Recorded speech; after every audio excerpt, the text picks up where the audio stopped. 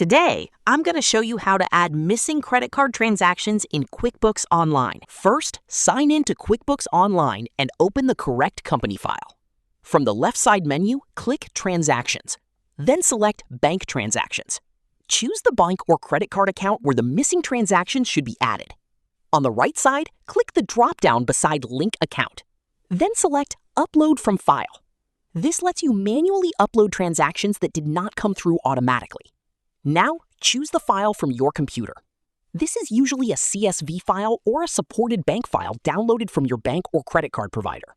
If your file is in Excel, you may need to save it as a CSV file first.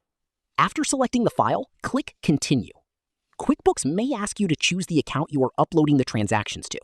Make sure you select the correct credit card account. Next, QuickBooks may ask you to match the columns in your file, such as date, description, and amount. Review the details carefully so the transactions import correctly. Then, continue to the review screen. Select the transactions you want to import. Check the dates, descriptions, and amounts against your credit card statement to avoid duplicates or mistakes. Once everything looks correct, click Continue. Follow the final prompts until QuickBooks confirms the upload. The missing credit card transactions should now appear in your bank transactions area. From there, you can review, categorize, match, or add them to your books. And that's how to add missing credit card transactions in QuickBooks Online in 2026.